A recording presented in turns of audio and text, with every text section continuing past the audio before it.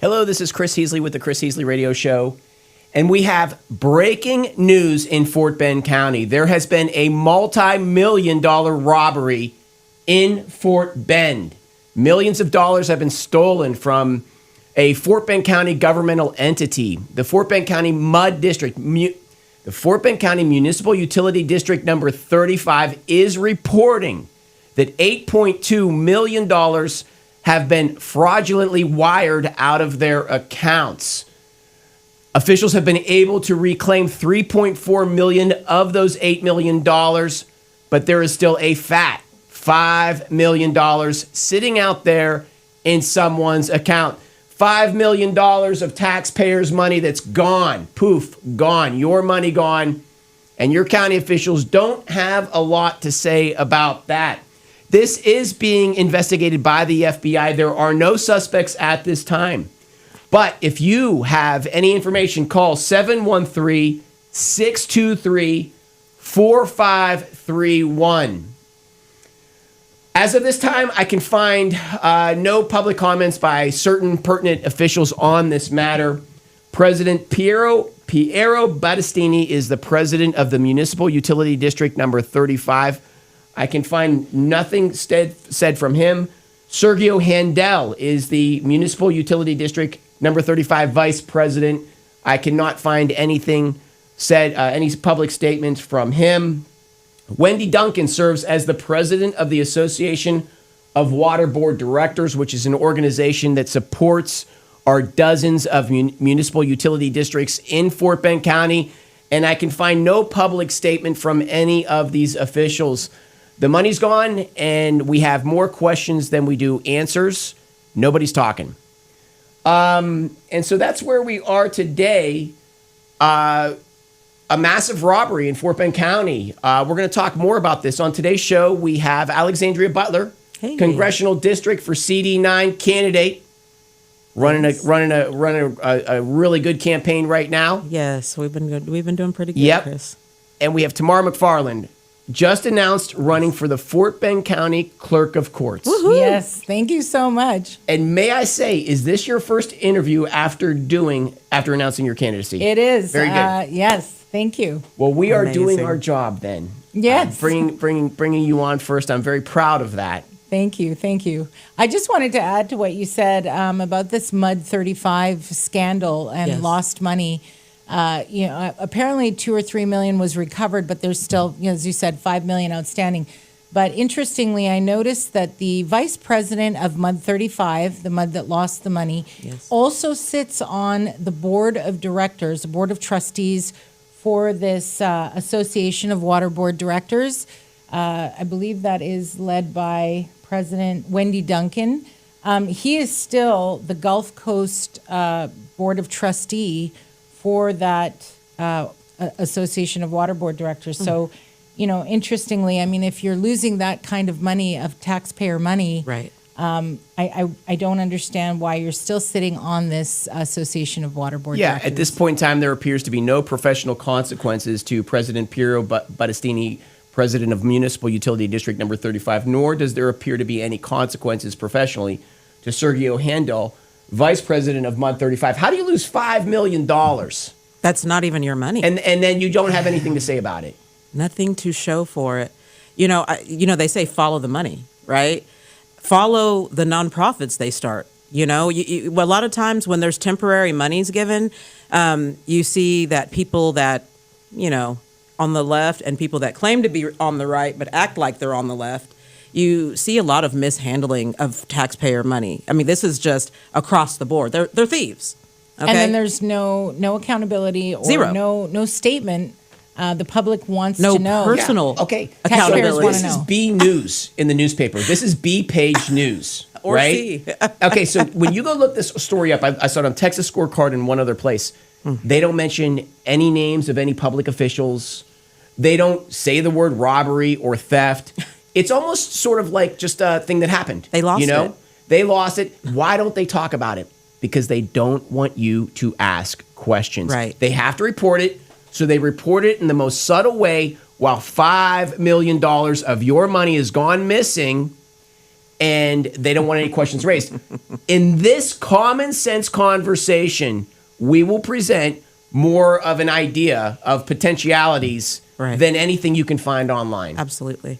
It's going to start off as an accounting error, some sort of a mistake. They're going to call their accountants in to take a look at what's going on, and it's going to seem real serious, And, I mean, they could just cook the books. Well, the question has to be, my first inclination is it an inside job? Yeah. Okay, we all have wired money. Yes. You have. The banks have such a stupendous amount of security measures in place with fingerprints and codes and all of this stuff, keys that put up a number, you got to put the key in. That's right. How does somebody wire $8 million? When you wire out $8 million, it sends an alert to the banks. Absolutely. You don't just wire $8 million and people don't know. They have to know where that money is. Yes, they do. And apparently that money was sitting in an investment account. And this is something that I've always questioned about the MUDs.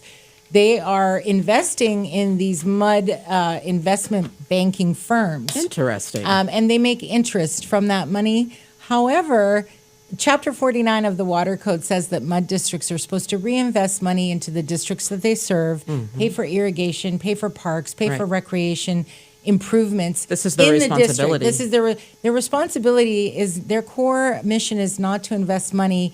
Yes, have a buffer, but you're not an investment banking firm. You're not there to make interest off of that. So that $8 million should have been employed in the district to improve, pay for irrigation, Absolutely. pay for parks, pay for improvements, better drainage. So we definitely see that issue with the MUDs, that they might not be necessarily following Chapter 49 the way that they should be in the benefit of the citizens and taxpayers that live in the district. Well, these organizations lay in the shadows. Does anybody even know what a MUD is? No. If Okay, you say when you that, hear that word, that people acronym don't. is horrible, by the way. It is. MUD, Until you right? get your tax bill. Right. Then you know. It's a horrible acronym, and it's purposely confusing. It is. Municipal Utility District. What does that mean? Right. And what they do, they always, AWBD, the Association for Water Board Directors. Yes. What is that nebulous organization? Right. All of these nebulous organizations that in some way or another have influence over the community jar, right? Over our tax dollars. Yes. And it's purposeful that way. They keep it purposely confusing. I had to spend a whole night studying this stuff to be able to talk about this today. Who are they accountable to? Yeah. Who are they accountable? Because aren't they accountable to us? I mean, we elect people, right? Yep. And we expect them to, organize things, do their job. So when things like this happen, who are they accountable to? Right. MUD board members are voted in, and Yes. most people don't even know about a MUD board election, but they're very important because you pay MUD taxes. Right. Doesn't this They involve our provide your sewer? water, your sewer, trash, often the trash.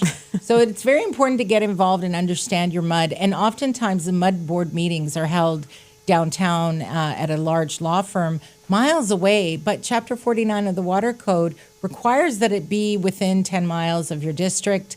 So citizens can actually do a letter and request having those meetings in their district because no one can drive. But who knows this? No, I know. You know Yes. what? I think I'm so glad that we're even talking about this right now because the regular voter is not as informed as they should be about their local elections. Local elections in general have consequences. Yes. And so when we're not participating in these elections, we're going to get what we get over here. Yes. We're going to get $8 million stolen. Rarely do people know who their MUD board members are or how they got elected. Oh, my goodness. And they do control millions of dollars. That is your most local election. So get involved and learn about your MUD. Yes. So when you start a company, in order to open a bank account, you have, of course, not a personal bank account, but a business bank account, you have to have a company. Yes. You have to have an LLC document filed with the Texas Secretary of State. Yes. That bank has all of that information online.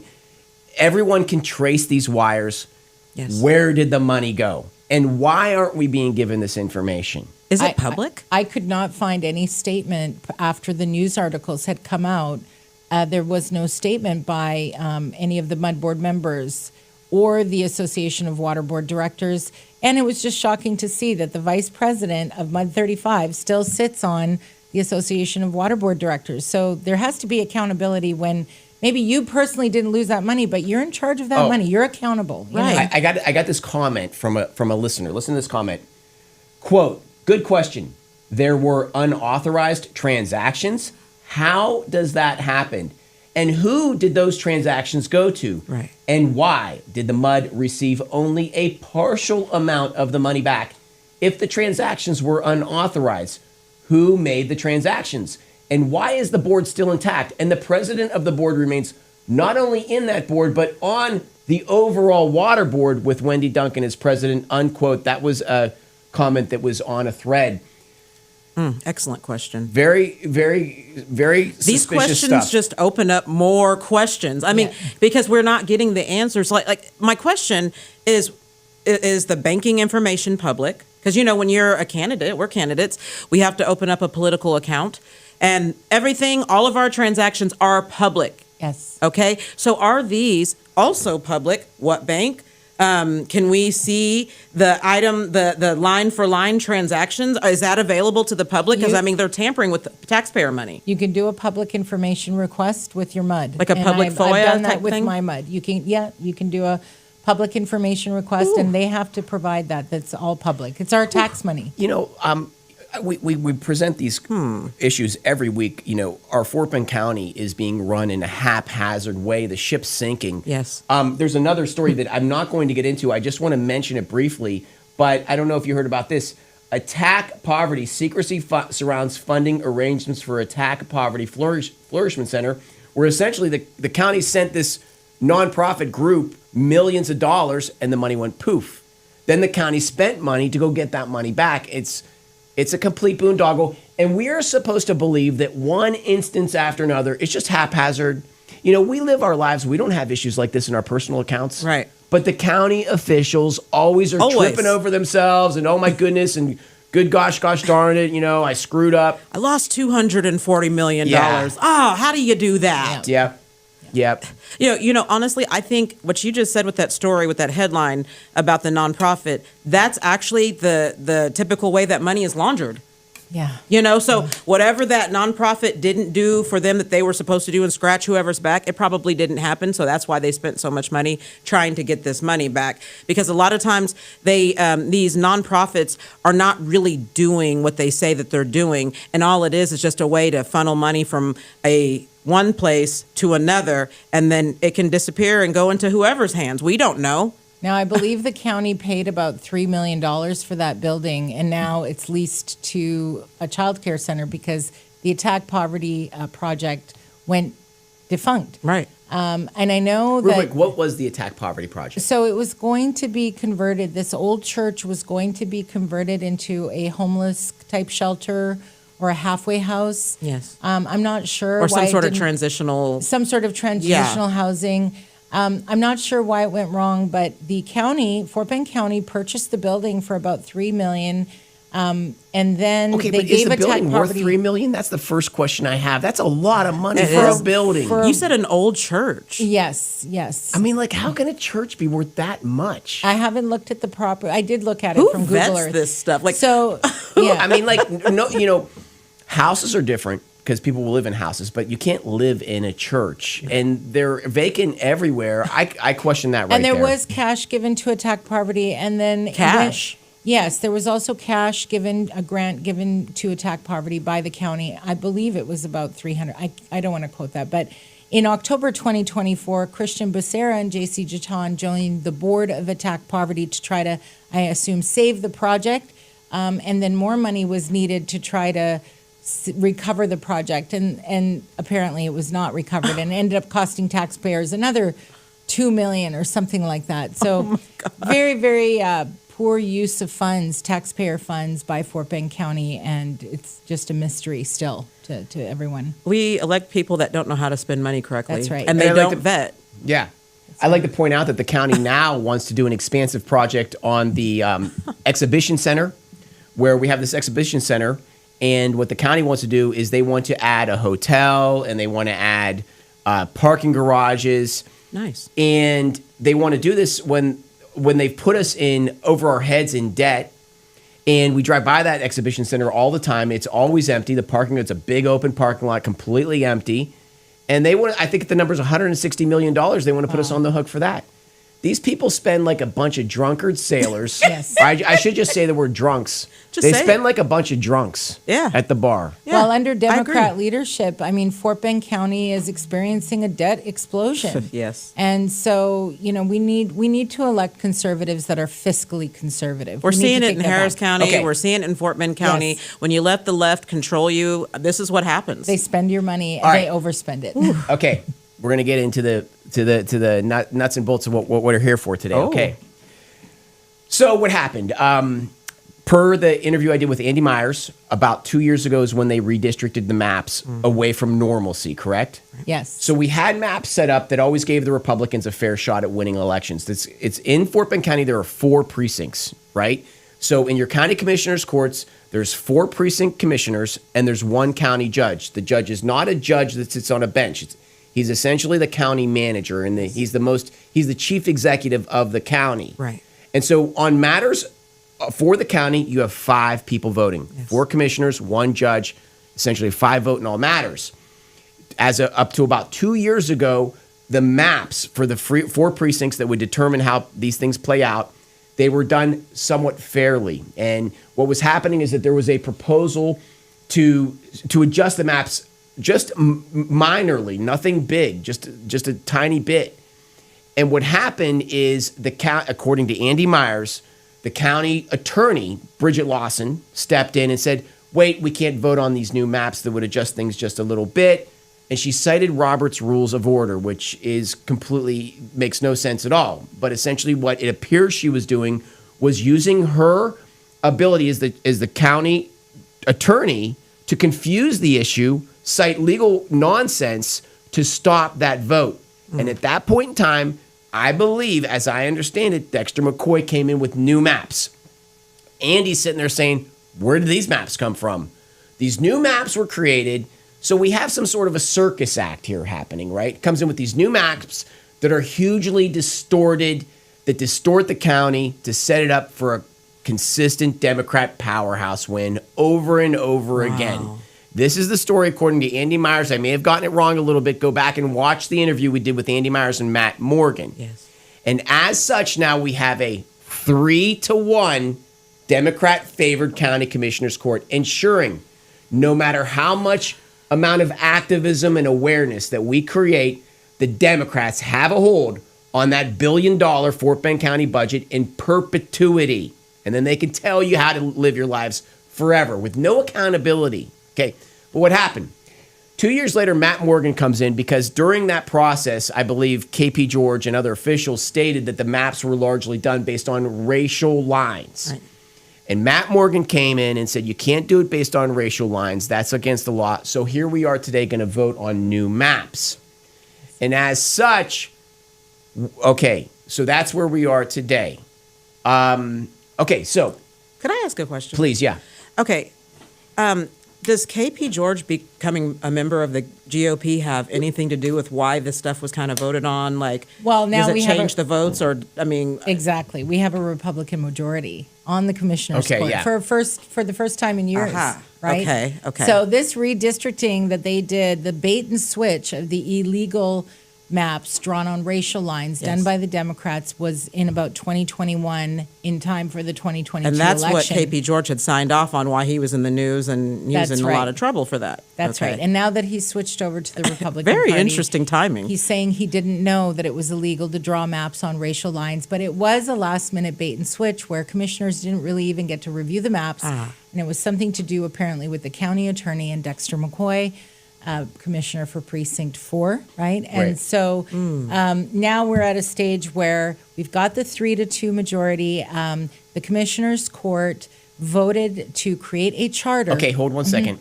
I want to do our featured product, and then I want to explain Sure. a little bit more detail, give some background.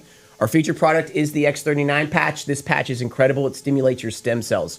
It gives overall healing to your body. It is incredible. I have not talked to anyone that this has not had a powerful impact on in one way or another. A couple of examples. Pedro's a carpenter. His hand is blown up from inflammation from hammering nails. After 1 month on the patch, the hand goes back to normalcy, and he has no pain in that hand anymore.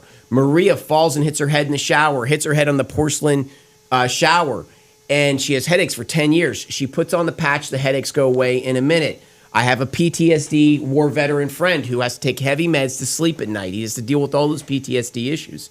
He takes the patch. He no longer needs sleep meds to sleep at night. As for myself, I have a heavy dependency on caffeine. And after taking this patch, I no longer need caffeine. It's amazing. I wake up crack of dawn, alert, working on no brain fog, working on the most meticulous matters. And in addition to that, one big thing is that after 40, men get that pressure on their bladder. They have to go to the bathroom every so many minutes. It's awful. And this patch has fixed that for me. It's incredible. I feel liberated. So it's the X39 patch. It's coming. It's big. I can't put enough words into it. It just has such an incredible. One more, David in Fort Worth had spots in his eyes, and he was increasingly getting spots in his eyes. He does the X39 patch. Not only did the spots go away, but he has clear vision. He doesn't need glasses anymore. So it's the X39 patch, and it stimulates your stem cells. Text the word Patriot to 330-606-2304 for a 30% discount. I'll just tell you, it's $100 a month. You can't get that price anywhere else.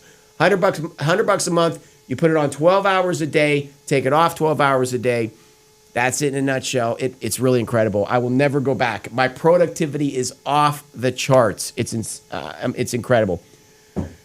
Okay, tell us. There are 4 county precincts. Who are our county commissioners? Okay, we've got Grady Prestige. Grady Prestige. Prestige. We've got Dexter. And he's a Democrat. Democrat, and then he's in precinct 2 or 4. 2 or 4. I always mix it up. I don't know. Dexter McCoy, I believe, is 4. Yes. And then Grady And is 2. Dexter McCoy's a Democrat. Another He's Democrat. also a Democrat. Yes. And then we have Andy Myers in precinct 3. And Andy's a Republican. Yeah, Andy's Republican. Commissioner Vincent Morales, he's in precinct 1. So now we Vince have... Morales is a Republican. 2 Republicans. And he's a Republican. So we've got 2 Republican and 2 Democrat. And the only reason that Andy Myers prevailed, well, he's well loved, but they did redistrict him out of his own home in 2021. And the chances of him winning that race was less than 10%. But because of the Terrell Patel scandal, Andy Myers won, and thank goodness. So now going forward. Okay, real quick, I want to just say, yes, the Democrats go for the jugular. They do not they fight. They fight with intensity. They go to get Andy Myers literally out of the county. Andy Myers is the only guy bringing common sense to the budget. Right. We are $2 billion in debt. We're in the top 1% of debt in the state of Texas. 254 counties. We're number 3. Yep. yes. Andy Myers is sounding the alarm, trying to get people to understand. So what do the Democrats do? They get him sectioned out with this redistricting. Evil brilliance on the part of the Democrats. Evil brilliance. By the grace of God, because the Democrats fumbled the ball in the end zone, their doofus candidate does this Facebook scheme where he's impersonating residents of Fort Bend. He gets busted, and that saves the county, and Andy wins. And then the other thing is that KP George was also doing that scheme, and so he's getting prosecuted, and in an act of desperation, he's switching parties to the Republicans. Yes. So now we have by the grace of God, it's like a Hail Mary pass. Right, that's exactly We what it have is. a 3-2 Republican majority in Fort Bend right now. Yes. So what we can do, we can put together a map that is 3 Republicans. Come on now. 1 Democrat. Come on now. And end the lawlessness. Come on. Look end at God. the insanity. What we can do, 3 Republicans, 1 Democrat. Would the Democrats wouldn't do that to us? No, they'd play fair. Yeah, right. The Democrats go for the jugular. They would stomp Will us the down. Republicans do it? 3R to 1D. And in doing so, we can give the new Fort Bend County judge the pathway to fix the debt problem in Fort Bend County. Right. Balls in our court. Tamara, what's up? Okay, well said. So I just want to point out that when the Democrats redistricted in 2021, those were illegal maps. Now, what we're doing here, it is completely legal to draw maps based on political lines. And of course, Republicans are saying, while we have a majority, let's get the 3-1 map. Yes. Now, from what I understand, the map, the original map that everybody liked was called the city map, which did give us 3-1, but the margins Okay, were real quick. City map 3-1. What does Republican. that mean? 3 R's to 1 Republican Democrat is precincts. called the city map. Where's Yes. that map at? So if Yeah. we could please, going forward, so we say, let's keep this. Whenever we say the word city map or the other maps, we always say 3R 1D. Republican. We always have to say that. Okay, go ahead. You got it.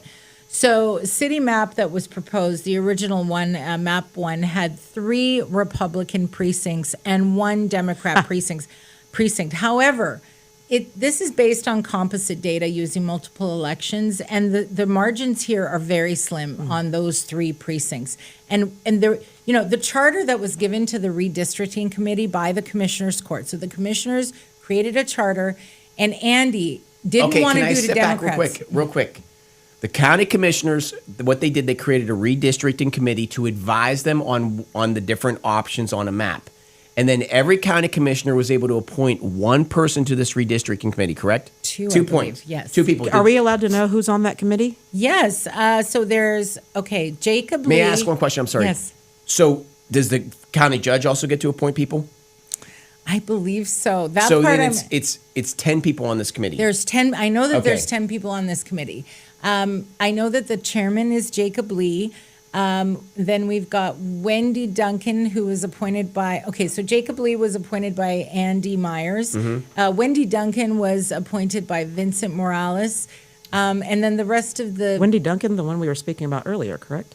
yes. Okay, Wendy my- Duncan, the woman who is the director of the association, the president of the Association for Waterboard Development, is also. Also on the committee for Yeah, redistricting. she was appointed by Vincent Morales for this redistricting committee. Wow. Intriguing. I'm not sure what her. Very powerful woman. Yes, I'm not sure what her experience with maps is, but nevertheless, she's on the committee. Now, I can speak to the map that she submitted was the WDRY map.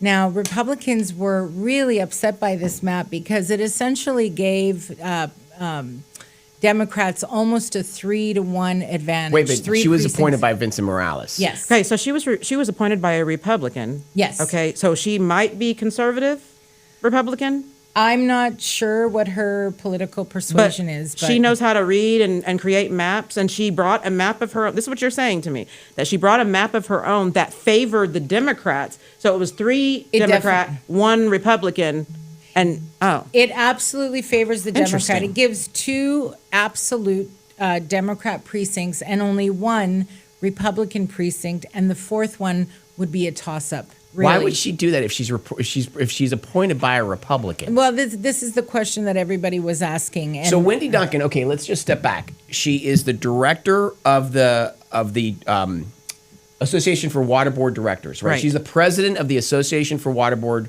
Directors, which has a influence over our dozens of municipal utility district. Right. Mud. And then in addition to that, she's given this pivotal position to decide our political future, have a considerable influence on our political future by drawing these maps up. right. And she's appointed by a Republican, Vincent Morales, and of course we're all expecting her to do the right thing. And she goes in and she proposes a heavily favored Democrat map. Exactly. Yes. This is definitely, I mean, you can't argue this is a Democrat-favored map that was proposed by Wendy Duncan. Now, thankfully, that map has been voted out by the committee, and I'm really grateful for that because But it's interesting she exposed her hand Yeah, that but way. by 'cause- Very doing that, what she does is she sets the negotiation. She sets the tone of the negotiations. Yeah.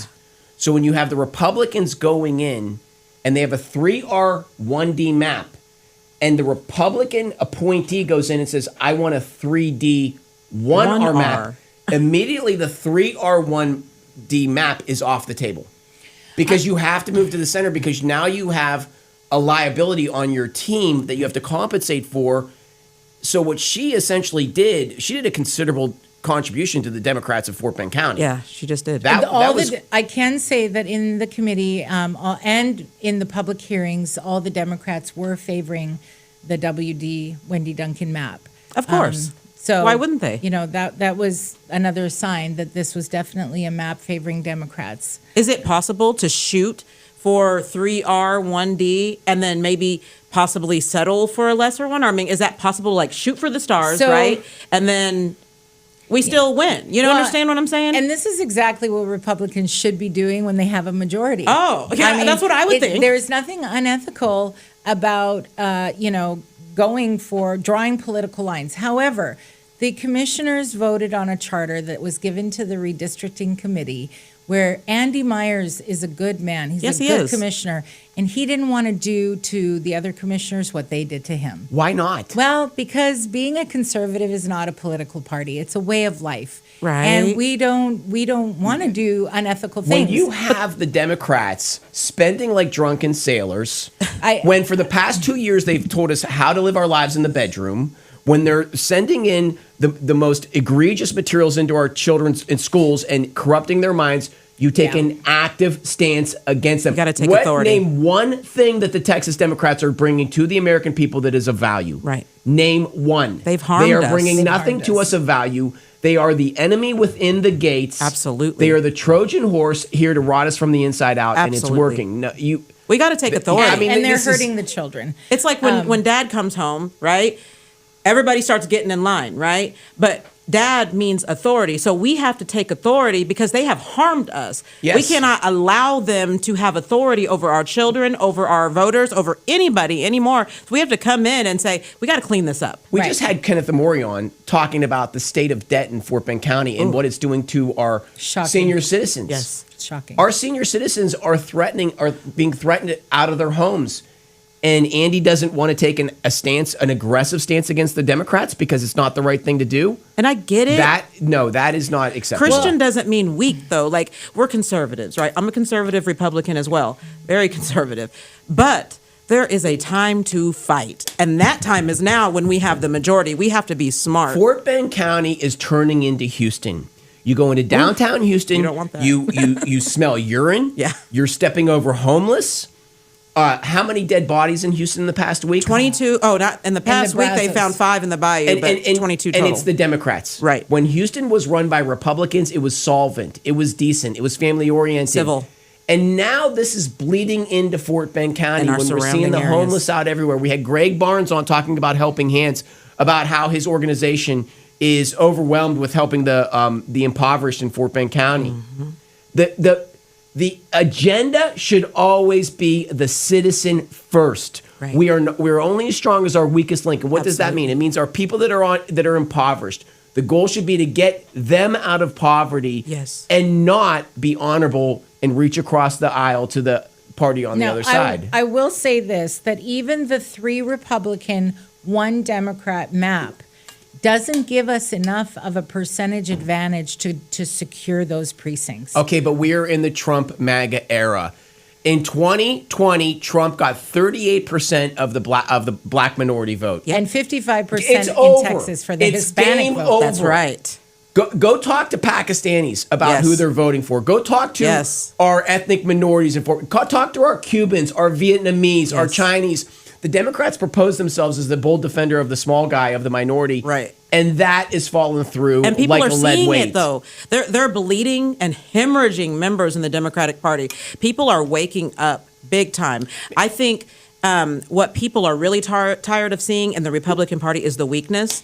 They're tired of that because Trump is not weak. When you see Trump, it's like, oh, that's daddy right there. That's right. He's the one that's saying law and order. He's trying to set things right. But the Republicans are like, well, we want to be fair. And that continues that political theater that the people are tired of being stuck in the middle right. of. They're tired of the blaming on the left, blaming on the right, and still nothing's done in the middle. That's what people are sick of. Right. I will say that Fort Bend County, the needle is moving to the right. It has to. 2024 was amazing because Yes. of Trump.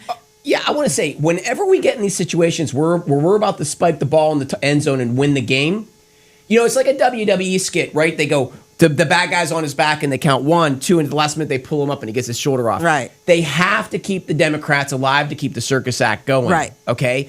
And so, so what you have is you have these Republicans who don't want to finish this game. We had the ball in the end zone. Wendy Duncan shows up and gives a 3D1R map. Yes. Other people don't want to vote because it's not the right thing to do. Give me a break. Now, I will say, so both the WD Wendy Duncan map has been It's voted out. out by the committee. It's not a thing. And as far as I think I looked at the votes, she didn't vote for this map in the end, the amendment to the map in the end. So that's good because we've got the Wendy Duncan map is out. The city map is out because our Republican percentages were not strong enough in those 3. We couldn't get there. And there's a lot of non-political Okay, considerations. what's the city map? What's that one? That's Okay, the so the 3-1. city map was the 3 3R. Republican, 1, well, 3 Republican, Yeah, 1 I'm Democrat. going to question that. But the Very other thing I slim. want to say real quick is that whenever we're about to win, what the establishment Republican does, they Come say, on "Oh, now. it's too risky, pull it back a little bit." And I Well, mean, I like risk. I'm a former auditor. I'll tell you, when I'm looking at these percentages, when you've got 50%, so one of the precincts is 50.07% Republican, 51.25% Republican. In a slight blue wave, we are There's now. no blue waves coming. Joe but- Biden's gone. You end Barack up- Obama's gone. But we're not securing a precinct at all. So They're what- saying that the percentages are too low. Okay. to ever secure that. Because that's not like a definite Republican stronghold. Exactly. So none of those 3-1, the 3R 1D map, none of them The was numbers strong have been wrong, though. The numbers have been wrong, and the reason why I say that is because the tide is changing. I don't think that Republicans often factor in the fact that millennials are the largest voting base right now, and Gen Z is really catching up right now, and they are not taking into consideration this group of people and how they think. Right. This is a group of people that want things like the 90s. Okay.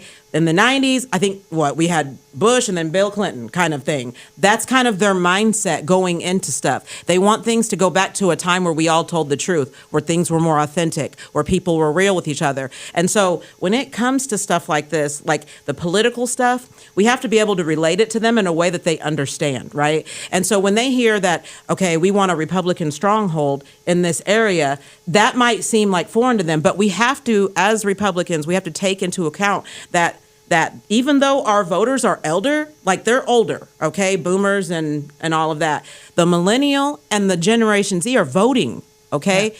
And so they don't want to vote Democrat because they see what the Democrat Party is doing. I don't see the Democrat Party is dying on a They're vine. dead. They are yesterday's news. They're well entrenched, and they know how to pull out a victory here and there. Right. But generally speaking, they have no momentum. They're done. Well, redistricting won't take place again till 2031, and I think that they're looking at the long game. Ooh. Okay, the redistricting committee is looking at the long game as well. Yes. And with these margins on the 3 Republican, 1 Democrat map, they're just not that strong. And I looked at the model myself, and I have to agree that we could end up losing 4 I don't to blame nothing.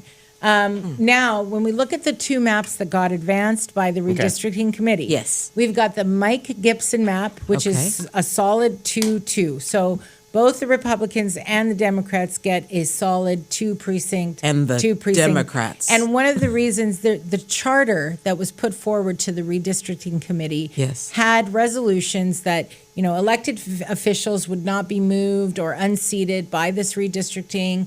There's other considerations that are non-political. We have to cover that. Okay.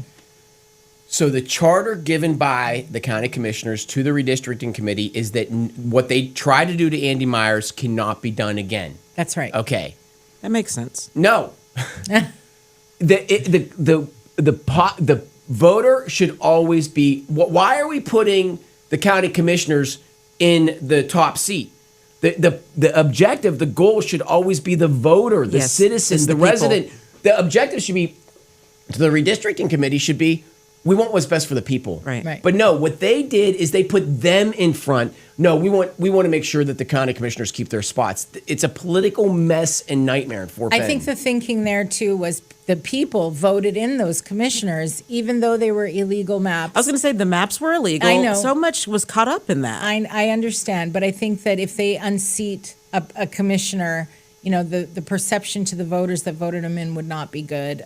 But nevertheless, that was the charter. It's kind of like a jury following the rules of the court, right? Yes. Or the rules that they're given. Well, what it is, it's the King's Court's putting the King's Court first. That's what it is. Well, regardless, Don't comment. I will say that the 2 maps that have been advanced, Yes. the How People Voted map, Amendment D, Oh, okay. which got 7 votes because one of the Democrats voted the extra point for it because I think it's a little less advantageous to the Republicans. And then the Mike Gibson map. That is the one that the chairman of the Fort Bend GOP is recommending, and that's a solid 2-2. and it has the least amount of problems. The least amount of elected officials are going to get, no one gets disrupted. Major projects that are happening in different precincts will not get disrupted They as have much. Jobs. They had Chairman the opportunity to go Chairman of Fort Wayne 3-1. County? Yes. They had the opportunity to go Bobby 3-1. Everly. Bobby Everly, okay. Yes. That's Bobby the- Everly, right? They had the opportunity to go 3-1, and now they have 1,000,001 reasons why they can't go 3-1. There's multiple factors. Yeah, But all again- of a sudden, the Democrats are evil eye focused. We're going to go 3-1 come hell or high water. See, we're When wanting it's to go for the jugular. Republicans- Yeah, when it's Republicans, this, that, and the other.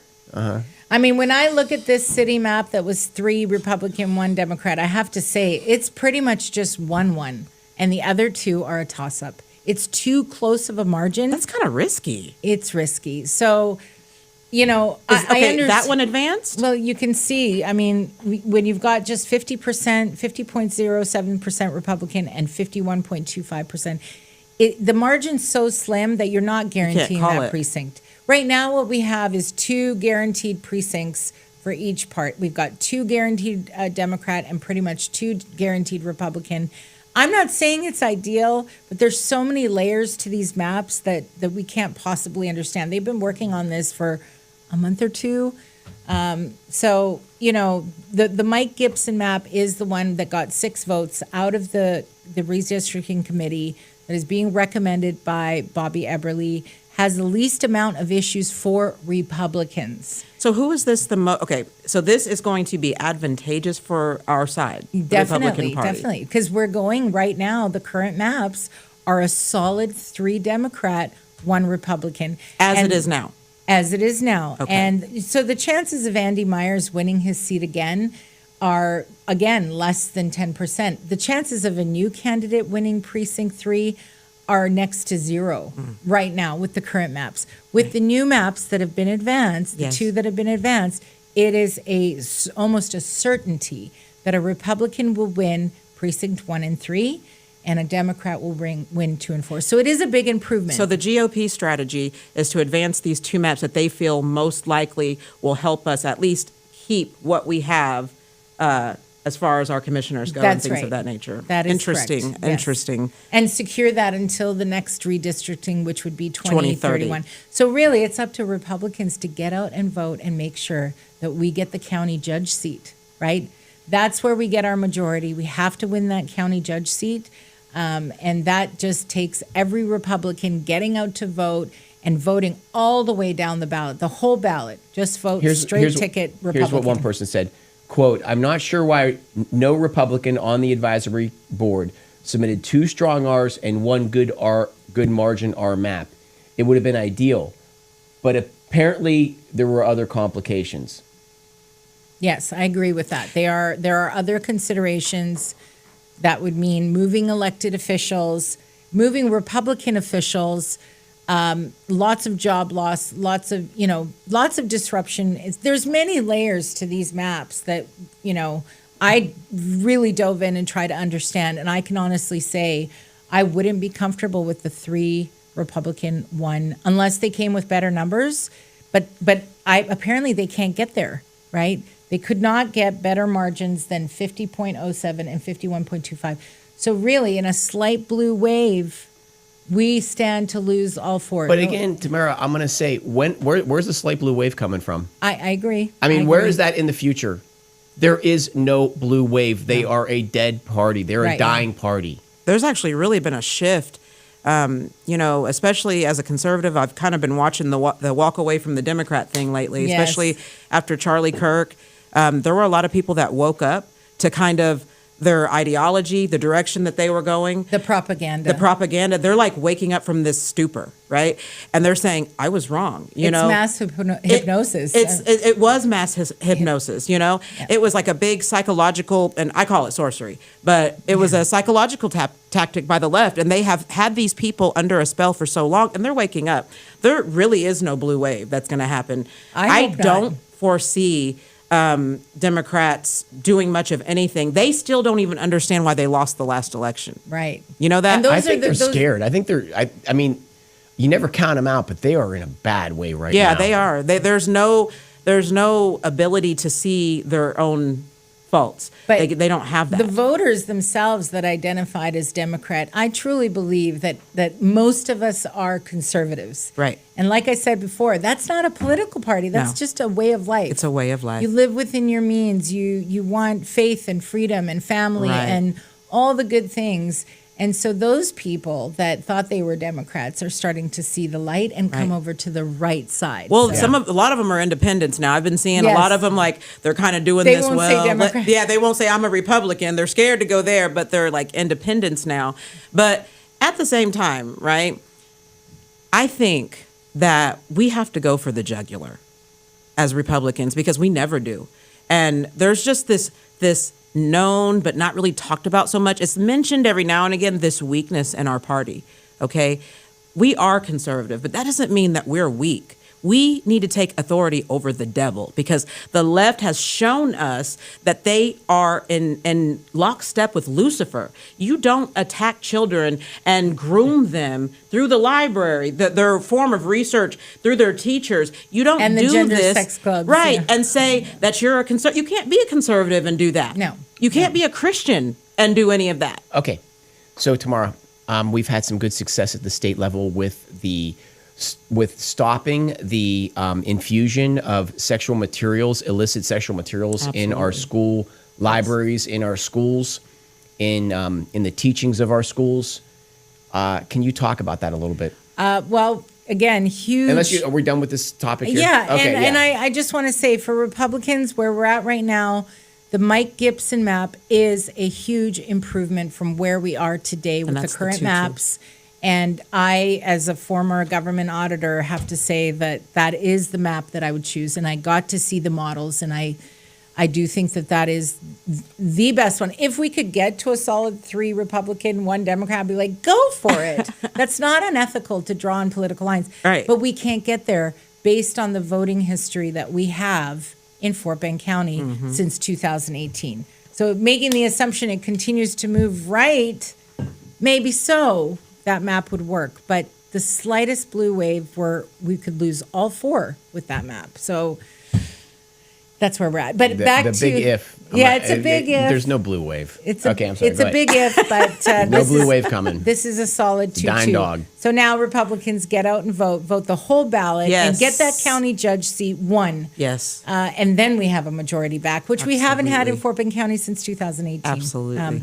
But back to the children, which has been a cause for me for many years. Absolutely. And just shocking to know that this is even up for debate or needs a law to get, pornographic materials out of schools. And people are still in denial, and you could show it right to their face. But that's okay. And it's not the librarian's fault. No. They didn't know. No. The American Library Association creates a gold standard list that all schools across the country purchase from. Right. And boom, it's in your library. And they never disclosed that there was any sexual content. But this legislative session was absolutely amazing for parental rights, Yes. the protection of children, and just fortifying our curriculum, our content, and everything in K through 12 schools. So with the passage of SB 12, signed in by Governor Abbott, that is the most comprehensive parental rights child protection bill for K through 12 in the country. And Representative Steve Toth had called me from the House floor during a debate. And I don't even know to this day how he got my phone number, but God bless him, because he's just out there fighting for children and doing so much good and passing such good legislation. It's incredible. But he wanted evidence about the gender sex clubs and adding that amendment to SB 12 to make sure that those are not allowed in schools, because that is where a lot of grooming is taking place. Yes. And children are lured in innocently, like free snacks, free food, join Right. your GSA club. And if you saw the flyers, it just looks like this colorful, fun event. Well, the typical classes in a high school gender sex club would be pansexuality, bisexuality, Furries. intersex, pronouns, Yep. lessons on pronouns. Yep. So imagine after a couple years of that. And the key was I found an article from the high school newspaper that said, don't worry, if you don't want to tell your parents, we use codes for you if you want to join the gender sex club. So, again, it's just giving parental authority back. If you want your child to do a club like that after school, but it just doesn't belong in a publicly funded school where parents don't have that control and authority and consent, right? So those were prohibited now for K through 12, and Hallelujah. just big steps in our laws to protect children. So To give parents their teeth back, Yes. because they've been stripped. This, Yes. what you said there, parental authority. Has right been there. stripped, It yes. has been stripped. And a lot of Slowly. parents didn't even know because they're working. They're working. They, both parents, if there's two parents in the house, both are working. If there's a single parent, he or she is working, Yes. And so they don't really have, it's not that they don't want to, they can't. they're busy, They're right? busy. They're working, and that's what our providing. job is to represent these people that cannot stand there and represent And themselves. that's what activists and advocates do. Yes. Is just keep that watchful eye. If you're able and have time to get involved, do it. Yes. Another wonderful law is that all school board members across Texas are going to have to get trained for parental rights. Hallelujah. I mean, so Julie Pickering was appointed the head of that committee. I love Julie. I know, she's amazing. Our State Board of Education representative They're for awesome. our area, Julie Pickering, is amazing. Absolutely. She just goes to bat for the children Right. and for parents and teachers. So she's in charge of, kind of creating the manual that will train every single school board member in Texas on parental rights and what the laws are. Excellent. It's just wonderful, because I've heard from so many parents that they're just stuck in this grievance process, or they're ignored by the school, or the schools have immunity and they can't do anything. Well, a lot of that immunity has now been taken away with another bill. So how does that work? I mean, okay, so how does that, what you're saying, these bills that have passed, and I'm very grateful that Texas Ledge has prioritized children and They have. education. However, like for things like VOCA, it's not out. Schools are still taking VOCA money. right. So how does that work with something like that? Okay, so SB 12 bans all gender ideology on any K through 12 school. It doesn't matter if it's in the library, in the curriculum, in the counselor's office. It is absolutely prohibited to teach a child K through 12 that you can change your gender in any Texas school. It's groundbreaking. This is the first law of its kind in the country. So if for example, what we found with VOCA was that certain counselors were using the VOCA funds to transition children Yes. who felt that they were a different gender, Right. and they were doing it behind parents' backs. Because they have 'Cause immunity with that VOCA legislation. right.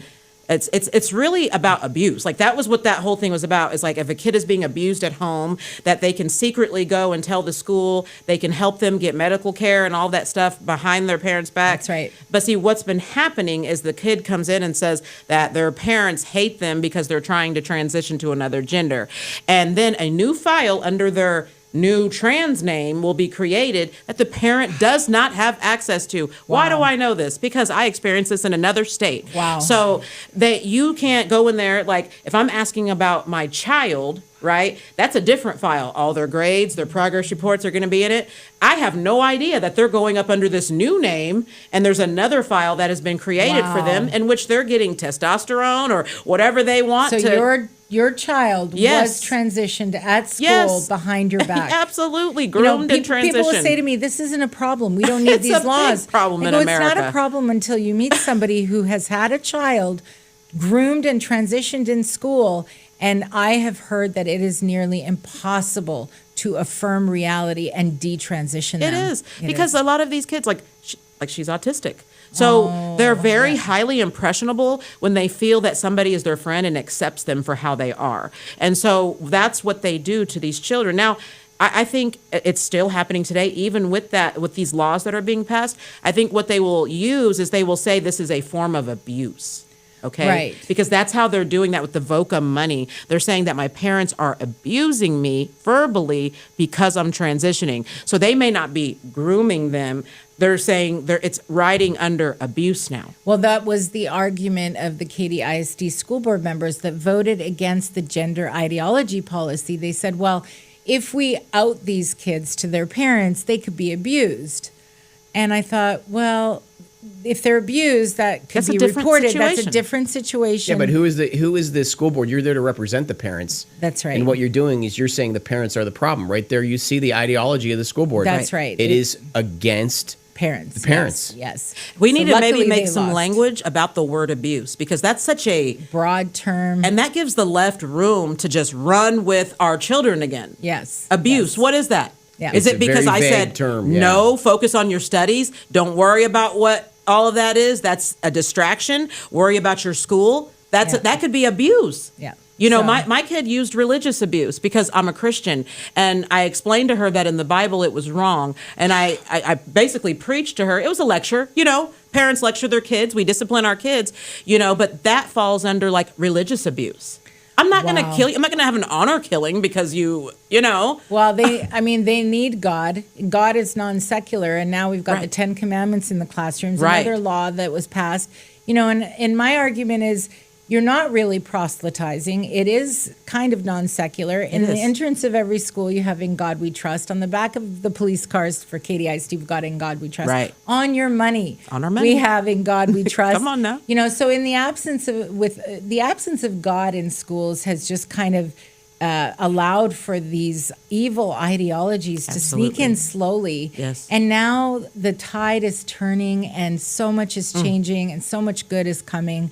So I'm very optimistic about the way I am things are too. moving. Yep. So You know, one woman took God out of the schools. Madeline Murray O'Hare. Oh, I didn't know. One woman in the 60s did this. A terrible. She died terribly too. They found parts of her body. I don't even think they Oh. found the whole thing. I'm but gonna look that up. yeah, it's a very Wow. interesting rabbit trail to go down. But if one woman can do that, one woman. what can one woman do for good? Come on now, come on. And that's what I always you say. know? When you see the needle move, it only takes one person to make a change. Right. So stand up and get involved. We Right. need more people, Get more involved. conservatives to get involved. And I know we're busy working and raising families, but get Make involved. time. Get involved. Poll watch. Get Yes. trained to poll watch. Yes. Join a Republican club like the Republican Women's Club of Katy. Absolutely. We provide poll watchers for the whole county. Yes. And we train you. So get involved, step up. This is the time not to be silent anymore, you know. I was phone banking for Harris County the other day. Good for you. And we were calling people that have voted Republican in the past. I talked to this guy. He was Hispanic, and I'll never forget this. I asked him if he wanted to be a precinct chair. He said no because I'm illiterate. That's what he told me on the phone. I said, "Can you take verbal instructions?" He said, "Yeah." He said, "Okay, well, I'll do it." I built up his confidence. Good. And he's going to sign up. Good. We need to fill those precincts. Right, we do. And so I just think, because we do also have an illiteracy problem in our country, in our state, we need to try to build people's confidence. There are people that did vote for Trump, that did vote for Abbott, that maybe feel that they're not, they can't do anything for the Republican Party, can but do they so have much. got to just stand up and say, what can I do? And somebody will help you. Like she said, we'll train you. And the Harris County GOP actually has an Adopt a Precinct program. So even if you don't live in a precinct that's missing a precinct chair, you can adopt a precinct and help get voter engagement up. Meaning you're block walking, you're phone Right. banking, you're sharing flyers for good Yes. conservative candidates to that Yes. precinct, just to get voter engagement up and get everybody to the polls to vote for good conservatives. See, that's so awesome. Excellent.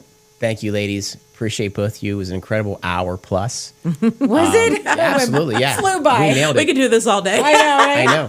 Yep. Let's Go for coffee. Right. Yep. It was good. Thank you. But tell us, where can we learn about your campaign? Oh, wonderful. So you could go to tamaraforfortbend.com. I just announced, press release came out 2 days ago, and I'm really excited to serve my community in a different way. Yes. And my background for the county clerk's role, I have 15 years in land acquisitions and divestitures. I also was a former award-winning government auditor. So my goal is to carry on the legacy of our wonderful Republican County Clerk, Laura Richards. She's done an amazing job for over a decade. She's integrating, innovating, protecting home titles, and I want to continue with that and keep improving on that. So improved customer service, improved innovation, and I will have a team that will protect your home from title theft. That is going to be a priority. And also, I would get to sit on the election commission. And I've been an election judge elected by the election commission of Fort Bend County Excellent. for 3 years. So I have a lot of insight into that, and that's an important role that the county clerk has. And So please vote for me, and I will do a great job for our community. Very good. you. Alexandria, tell us about your campaign. Hey, you can check me out, alexandriabutlercampaign.org. You can go on there. You can get in touch with me, info@alexandriabutlercampaign.org. Check me out on Facebook. I'm on Twitter now. I'm on Instagram, and also I am on TikTok. So just check me out. I'm running in District 9. Campaign's going well. It kind of started over for everybody because we were redistricted. So this is we're all starting at ground level. We're all getting to know our new district, and things are going great. God is blessing. So Very good. Wonderful. Well, thank you, ladies, both. I wish you both luck in your campaigns. Thank you. Yeah, we'll have you on again. Thank you. And this is Chris Heasley with the Chris Heasley Radio Show. We will see you